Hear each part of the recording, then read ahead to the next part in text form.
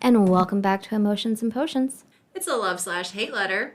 And this is going to be a new one for us. Yeah, this week we are taking you on the journey of a theater performance that Alex and I saw. Because we are now Broadway ticket holders We are. to our local Broadway theater. Local is a little bit of a stretch, but you know. It's a 2-hour drive, but whatever. What are you going to do? But yeah, we saw Frozen, the Broadway play. And we figured that it's something that we could talk about and make into an episode. So here we are. So this is going to be a love/hate letter to Frozen the musical.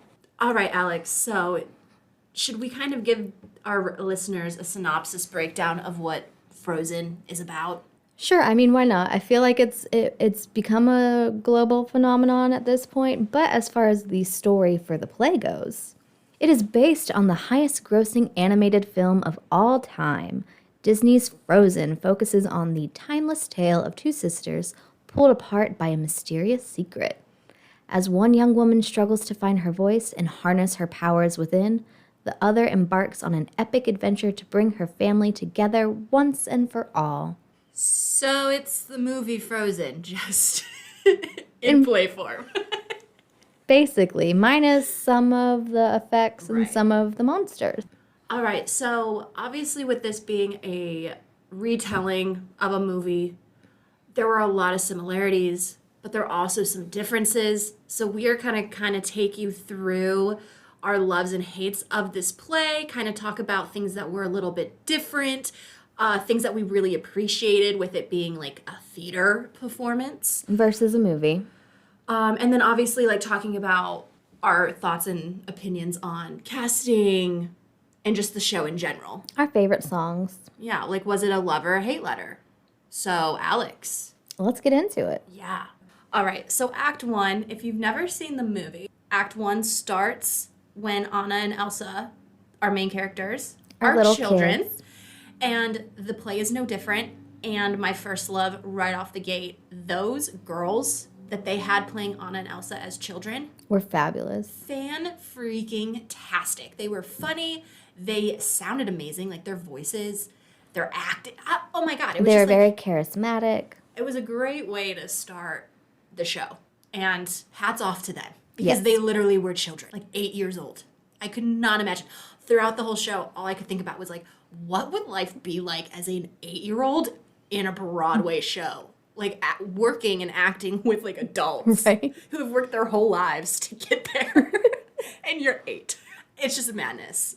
But they were very talented. So good. Oh, going off that with the family for this one, we had a diverse and like interracial family. Casting. Yeah. Yeah, the king was a And the person, daughter. and one of the daughters was a person of color, and that was fantastic. I'm pretty sure it was the girl who was playing Anna. Yeah, And then the king. And then also Christoph, who is, he comes in Yep. later in the, and same thing with Lord Weaselton. yes. Whistleton. Whistleton, whatever. Yeah, so a lot of good diversity throughout the play for all characters. And that was really, really nice to see. Yeah, because Frozen is very white. And then, of course, our grown Elsa and Anna were fantastic. Oh yeah, they killed it. And the grown Anna was a curvier girl, which was nice to see. She was, and she was very funny. I definitely felt like she gave off the persona of Anna, who is Kristen Bell, who like I love as an actress. And I thought that she really resembled how Kristen Bell played Anna. Like it was very spot on. Like I was LOL laughing. Like this was a funny show. Yeah, we laughed a lot, and there was even good little jokes and humors for the adults, because there were a lot of kids at this show. And, oh my gosh. And, they And a were lot all of them were dressed up super cute. They were very well behaved. There was only one screaming child. That didn't last very long, thankfully. But yeah, going back to your original point, they definitely threw in some like sexual undertones and innuendos. Like that, hint, hint, nudge, nudge kind of joke. that like there was this one line where Christoph asks Anna, he goes, "What size shoe do you wear?" And she goes, "Foot size doesn't matter." And like obviously that's a joke on what foot size represents in the male anatomy. Penis. And obviously little kids gonna go right over their head, but like Alex and I at least was dying. Like yeah. it was so funny. We definitely were like giggling throughout this. Yeah, so I definitely appreciate the people who made this into a Broadway show. They definitely aged it up so the audience, adults, would be entertained. Kind of Shrek humor. Yeah. And something that I really loved about this play, throughout the entire play, the sets were insane. Like the transitions, and Elsa is magical. So how they incorporated Her magic, ice powers and stuff, really well done. crazy. Like there were at some points where I was like, how? I know it's light tricks and I know all that, but it looked so real, and it was very like captivating. And I couldn't stop watching. So I could only imagine with like little kids. They probably were like, oh my God, magic does exist. I mean, I kind of thought magic existed. And like also the very beginning, you get the Northern Lights in the background set before the show started that like changed and moved. And obviously that was a light thing, but it was still just, you felt like you were in Arendelle. Yeah, and like with all the snow and the ice, like you actually felt like those characters were like cold during it. Like it just was all very realistic. The only thing I didn't like about the set was they used the ensemble cast to do some effect stuff where I wanted there to be stage props. So like when the king and queen drowned, spoiler, sorry, Disney killed parents. Shocking. Shocker. They had the ensemble kind of act as the waves and the storm.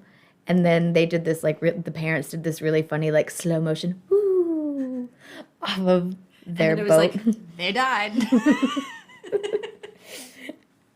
That could have been done a little bit better. You did call that out very, very within the show. I mean, you could have had them, stage hands with some cardboard cut out waves in varying heights. And it could have been a little bit more. I feel that. So one of the characters in Frozen is an animated snowman named Olaf, if you didn't know.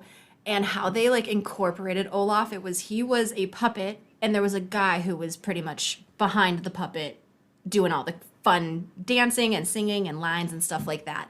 But Olaf has this one specific song called Summer. Yeah. That was fabulous. And they had a lot of good stage props for that. So why couldn't they use the stage props for death? Yeah, because that one, like, you're set in this, like, Arctic kind of. Elsa's set a curse on the palace and the town. And so it's this winter in July, essentially. And on stage, you look like it's you're being all winter. transported to Yeah. the beach with this summer song. And it literally was a blink of an eye. Yeah. It went from, like, this winter set to a summer set. But the summer set was fantastic.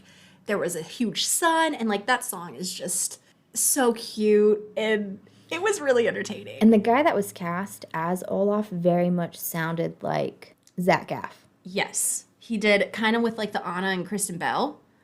I got very much, they really got someone who sounds and acts like Olaf. And I know it's acting, but not everyone can do that. So that was huge. Especially with like these beloved children's characters where it's like you kind of have to keep the continuity of them. Right. And they did. Yes. Especially for this, being a North Carolina Broadway production versus, New York City, where you got even bigger budget and can get the big names. This was still really well done. Oh, for sure. So this was like a love and a hate for me. It was very, very challenging to sit through this musical and not actively sing along to the songs. I'm a huge Frozen fan in general. I probably have seen that movie way too many times as a 28-year-old adult. And I low-key know every song. It was so hard sitting there and not singing like Let It Go or Summer or any of the songs, because I was just like... We singed along in some parts. I like lipped the songs the whole time. Yep. I was like, if anyone could actually see me, very embarrassing. And it was funny because there really weren't any like kids directly in our little section. So it's like, dang, if there was a kid sing along, I could get away with it. Right. Oh, but something else that they did, because obviously this play is a 2 hour and 15-minute play versus the movie, which is only an hour and a half. So something that I did really love is that they incorporated more songs specifically for the show, and they kind of built on some more plots, kind of behind the scenes that you don't really see in the movie, surrounding some like B-roll characters, but it gives you more of an idea of kind of what's happening in Arendelle when they're gone. Because they definitely focus more on the people than the magic and like the frozen elements, ice elements, that Elsa creates. Because obviously there's only so much you can do in real life on a stage compared to an animated thing. So like, the big ice and snow monsters, bodyguards that Elsa created to protect. The palace, the ice palace. That obviously didn't exist. But then it was kind of nice because you did get more focus on the relationship with the sisters and Anna's journey. Yeah, you get more background into Elsa as a kid when her magical powers are kind of becoming an issue. And like you see a little bit more dynamic between the parents and how they dealt with that. You get more with like Elsa and Anna. You get more with Prince Hans, who is a love interest of Anna's at the beginning of the movie and really throughout the movie. When she leaves him in charge, you kind of see a little bit more with that background there. And like he gets a new song about being the 13th son or whatever. I will say though, even though they added some more songs and stuff, they did not touch the original. There was one song, I think there was an Elsa song that we both really liked that was added, which we were like, yeah, this is kind of the caliber of the movie soundtrack. But in my opinion, none of the other songs really came close. I liked the addition because I liked that it was a little bit longer. I would have been annoyed if I had driven an hour and a half, 2 hours to see an hour and a half play. Yeah. So, like, I'm glad that they did make it a little bit longer and added those things. But, like, did they hold up against the original? Not really. One of them. But I'm not mad at it. No. It was needed, but it could have been better. Right. So one thing that really creeps me out with this play, though, was Sven. Sven is the reindeer, is Kristoff's reindeer companion. Oh, my goodness. I so agree with it. So I turned to Alex as soon as, because it was actually, like, it was a puppeteer. So it was, like, this full-size, like, reindeer thing on stage. I turned to Alex, and I was like, oh, my God, this is giving me, like, Beast vibes from Revenge, or Her Soul to Take and Her Soul for Revenge. Yeah, if you need a personification of what the Beasts are, go see the Frozen play and look at Sven the reindeer. And honestly, it killed me because Sven is a big part of the play and was on stage a lot, and I could not get over it. It really freaked me out. We kept looking at each other and we were like, this reindeer's gotta go. I mean, like, that's what nightmares are made of, is this reindeer puppeteer thing. Especially when he, like, reared up on just his, like, two hind legs, because the Beasts do walk on, like, their back legs. Ugh. But, like, the thing with it is that I appreciate it because they actually had a person in this reindeer costume puppeteering this thing, which was a great, like, visual representation, and the interactions between him and Kristoff were fantastic. But, like, it was the back legs. They didn't look like typical back legs because a person was literally in there and you have to be able to move around. Yeah. So the back legs were kind of bent at all times. And at a weird angle that just didn't seem normal for a reindeer. If I hadn't read Her Soul to Take or Her Soul for Revenge, it probably wouldn't have bothered me as much. But the fact that in that book they kept reiterating the fucked up, like, joints of this monster. Yeah, the whole show, I kind of was just terrified. Oh, one song they did not include in the show that was in the movie is Kristoff's little ice. His ice selling song. And they didn't do a whole lot with him being an ice seller. He makes a few references at the very, very beginning when he's, like, at the castle for the first time for the coronation. But yeah, after that, It's kind of done. there might be one or two things, but it wasn't anything that really stood out. It was more background stuff. You also had an issue with the stone people. Yeah. So, like, we had Puppeteer for Olaf, And I thought that the stone people could kind of be done in a similar way, but they were definitely more people versus. And to give you some context, the stone people were who Elsa's parents call when Elsa accidentally hits Anna with her magic at the very beginning when they're children. And they also raised Kristoff. And they raised Kristoff. And in the movie, they are depicted almost as like trolls, like almost looking very trolly. In the play, they did the aesthetic well. I felt like they understood the aesthetic, but they were just people wearing Loincloths and like the costumes were on point, but they were human versus the, stone people. I didn't really care, but I know it was something that you kind of were like, I wish they just put a little bit more effort into portraying that. Either truly lean into it, let's completely forget that they're stone people and like just go full on magic. But the fact that they were kind of these like wild kind of people thing, I wasn't. Kind of like missed the mark. Yeah. Could have been better, but it wasn't terrible either. Oh, so one of my loves, going back to characters, I thought they casted everyone so well. They did Elsa well, they did Anna well, obviously. But then they also did Prince Han. I thought he embodied the animated Prince Han so well. And there was really good chemistry with Hans and Anna. Yeah, they have a little duet song, which was so captivating. Like, just them on stage really held your attention. The chemistry, like you said. Yeah, and then in that song, it was the regular song, but I feel like they added some more jokes to it to make it a little more... Well, they added this dance break that they were doing, like, the moonwalk and, like... Twerking and doing some, like, modern dance moves. And there were some innuendos thrown in there extra on top of what was already kind of, because that song does kind of have innuendos in the movie, but they definitely heightened it a little bit. But yeah, that was a great number, and I thought that casting was fantastic. I thought that the Weaselton, his little number, his number and casting, he was hilarious, so funny. And then he does this like tango number when they're at the coronation ball. That was so funny. Oh, if you've seen the movie, he really emulated this character. It was so funny and it was so entertaining. And then obviously the diversity element too was a really good touch on that character. The only thing that I wish was a little bit better was I wish Anna and Kristoff as actors had a little bit more chemistry than Anna and Hans, even though in the movie, that's pretty accurate. Theirs is a slow burn where Anna and Hans is like hot right out the gate. Yeah, it's like insta-love with them.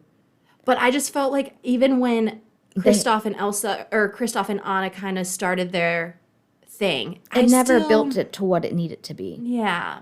Their chemistry was a little lacking, especially since clearly Anna can do chemistry because we saw it with her and Hans. Yeah.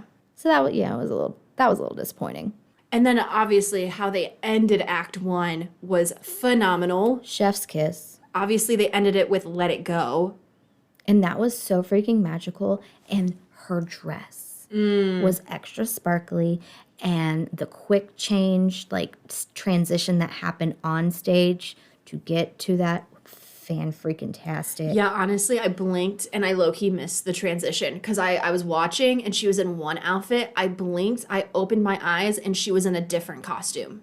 And I was like, oh man, I shouldn't have blinked there. But it was flawless. And like her costume, that sparkly dress was phenomenal. She sounded amazing. I really enjoyed her casting. She actually, the actress who played, this was like her first time being Elsa in this play. She normally was ensemble, but they brought her up and I thought she killed it. I thought for it being the first time that she was not taking the stage as Elsa per se, but the first tour that she's done. Yeah. Was really, really good. Kudos. And it was just a great way to kind of end Act 1 going off or Into going our out intermission. into our intermission, going out in a high. Oh, such a good one. Yeah, and the magic elements and components with that, she would just wave her hand and the lights would ice things and it would turn, and it was just very captivating. Yes. And then we had our intermission. Alex and I didn't do anything. We sat in our seats just kind of, I think we took notes. I think we took some notes. Took some notes. And then Act 2 started off with a bang, and it was fantastic. Oh, I think this was my favorite part of the whole damn play. I mean, Let It Go was great. But then we get the spa store owner dude, and he got a little song called Hugie, and he like interacted with, or Heigi. Something. It is a Nordic phrase for comfort. It's like a way of life, if you will. And there was a whole song about it. It was fantastic, and he like interacted with the audience. And he comes on stage and he's like, "Hello, Hello." Yeah, he was great because, I mean, to think too, he was on the stage by himself for a good portion of that, welcoming us kind of back into the show.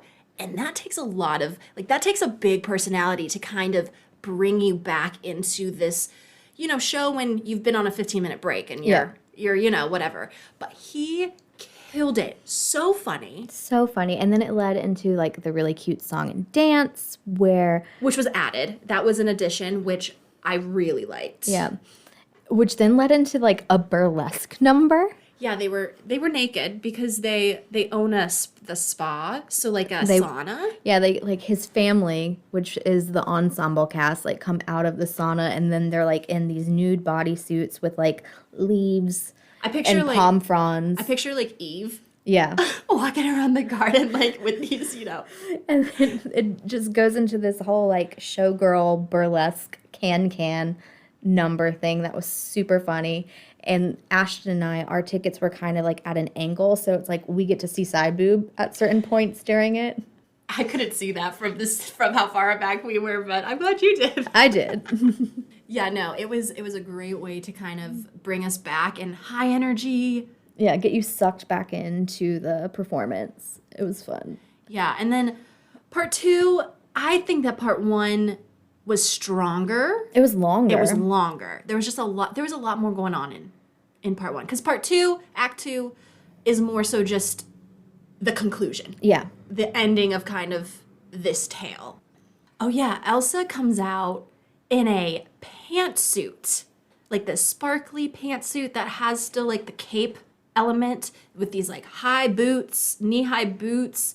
I was like, okay, I low-key want that outfit. It was a great costume. Yeah. Oh, and then in this part, something I loved, and I give credit to the actress who did Anna and the stage crew costuming department, when Anna gets hit with the second ice thing to the heart and she's slowly starting to freeze. So her dress that she's wearing on stage starts to morph from the one that we know to being all white, and like her hair starts to change white. So as she's like going around the stage, she's having to change into a different dress or something for it to be gradually start to get fully white. And her hair, and you don't see a single reveal. You don't see a single wig change, however they did the dress thing. I'm curious. I want to know. Yeah, and kind of piggybacking off of that, there were a lot of costume changes for the ensemble, which they did like flawlessly. And there were also on-screen changes between Elsa and Anna sometimes. Or not between them, but they both kind of had on stage costume changes. And I thought that they went really smoothly. Mm-hmm. And the transition and how quick, it's just mind-blowing. Like, theater's insane. And this cast was only maybe 15 people. Yeah, it wasn't a huge ensemble, especially when you think of Disney. Right. And then for the ensemble, especially like as you're going into this like winter wonderland, that's a lot of layers. Yeah. I mean, at one point, Anna is wearing like pants, a jacket, boots, and she has to change from that into a dress in literally 5 seconds. I don't know how they did it. And you still got like petticoats and God knows what else. I will say that the ensemble slayed. Like, they do so much. Obviously, they don't have lines and stuff, but like without them, the story could not be told properly. And they're in every scene. Yeah. In some way, shape, or form. Yeah. And it's insane because normally when you think of a show, you always just think about those starring actors and actresses. But the ensemble, I mean, they slayed. Yep. And without them, it would not be the show. No, especially since, they are used for some of the effects. Because then they are used in that really cool effect that you loved when Anna does become frozen. Yeah, when Hans is about to execute Elsa, Anna is like in the transition of becoming like an ice statue essentially, and she reaches out to stop Hans from killing Elsa, and in that moment she like freezes. And on stage, what they did is they had the ensemble kind of behind the Anna actress To kind of mimic the motion of her going forward. and then the lights mimicked the ice change. So they were just standing there frozen, but the lights emulated and looked like they were frozen as like this big kind of conglomerate. Like block of carved ice. And then like the interaction between like Elsa, like I felt that. Like when Elsa is then like, Anna, because in Frozen, true love's kiss is what's going to Break the curse. But in Frozen, Elsa is that true love's kiss. She like kisses Anna's face and the curse is lifted. And it's like the act of Anna sacrificing herself is And Elsa an and act of true love. And then Elsa and Anna, obviously, like them being sisters, they have a lot of love for each other, even though they were separated for a long period of time growing up because Elsa and her powers, they just didn't know how to deal with it. And she separated because she loved her sister and wanted to protect her and didn't want to hurt her. So I feel like this play really amplified and made the sisterly relationship the star focus, where I think that slightly gets lost in the movie because you have so much other fantastical animated things happening. Right. Yeah, I think that's something that they did really well, is they really did emulate that relationship. Which then brought us to a debate. Well, it really wasn't a debate because we agreed, but a question that we had. Who is truly the star of Frozen, Anna or Elsa? And I think you were the one who kind of gave your answer, and I agree with you when you said it was Anna. You think that Anna's Frozen 1 and Elsa is the main character of Frozen 2. Mm-hmm. And I totally agree with that, especially after the play. Elsa is the trigger point. Yeah. Anna, we're following Anna's story in Frozen 1. And she has a better character arc. Yes. Elsa gets her character arc in the second. Yeah. But Frozen, the one that we saw, Anna was definitely, I would say she was the lead. And then Kristoff would be the other lead, the main male lead. Was there anything else that you specifically did not enjoy or like about the show?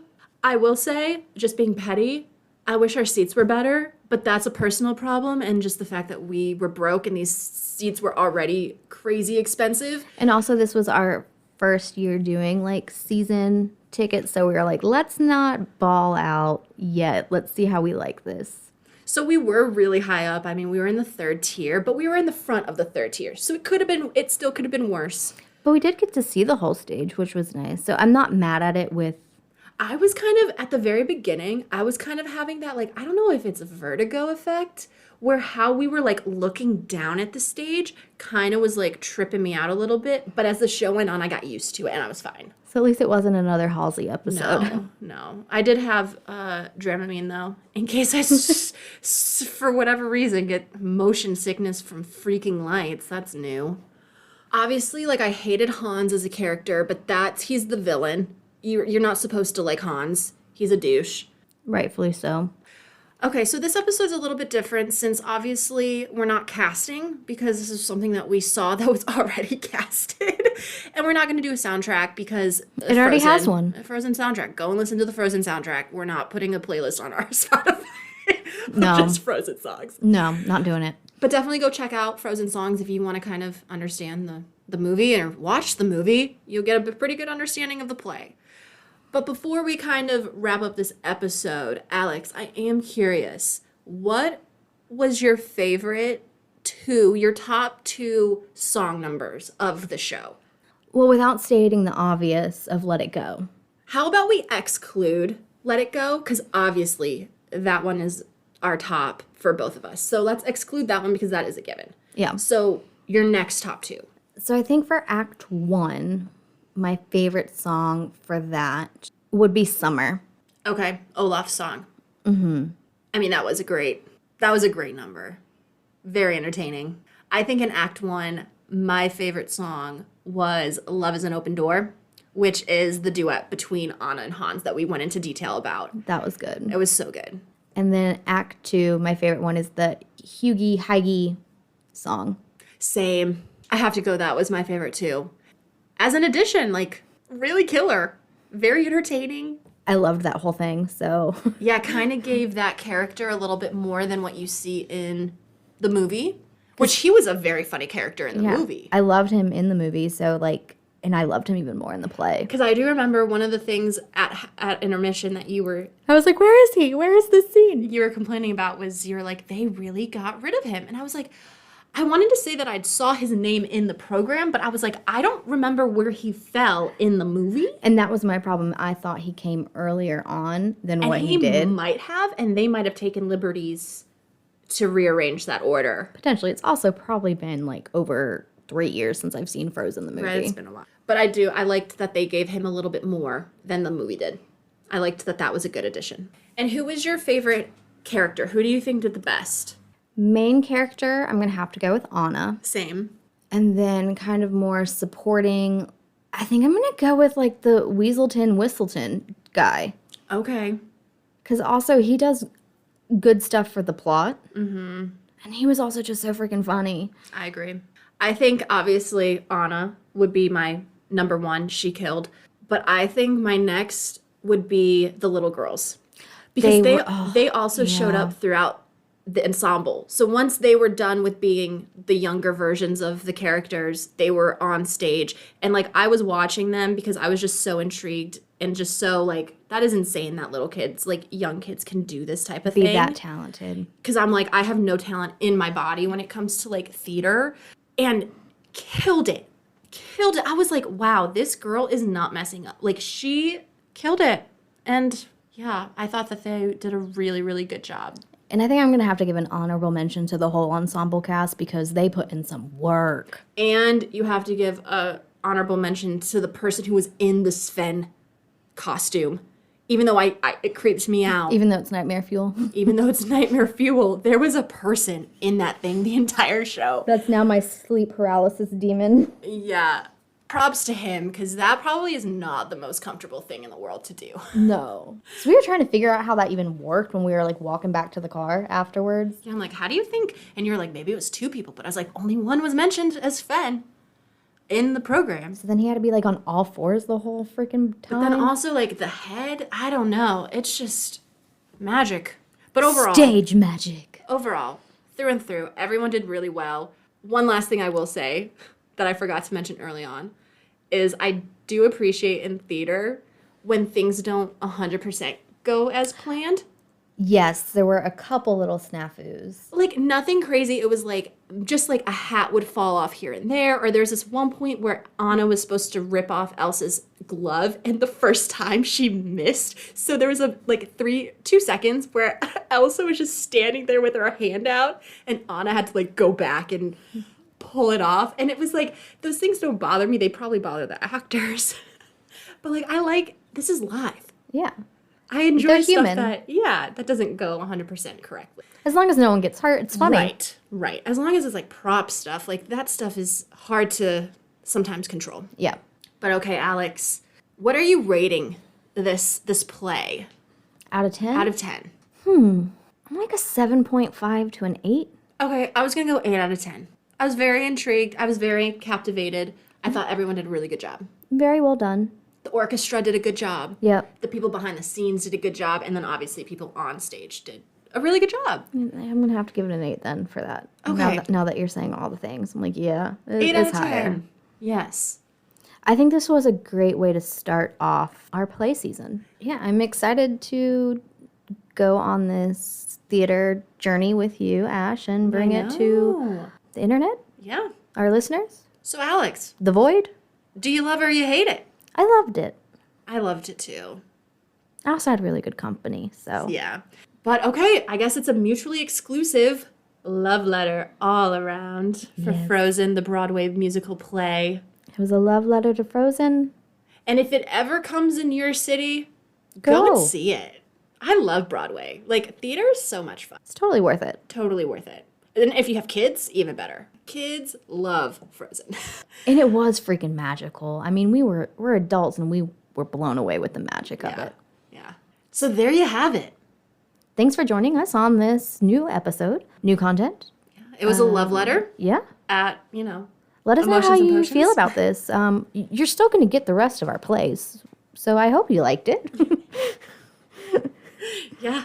Well, this has been another episode of Emotions and Potions. A love/hate letter to with your host, Ashton. and Alex. And until next time, bye.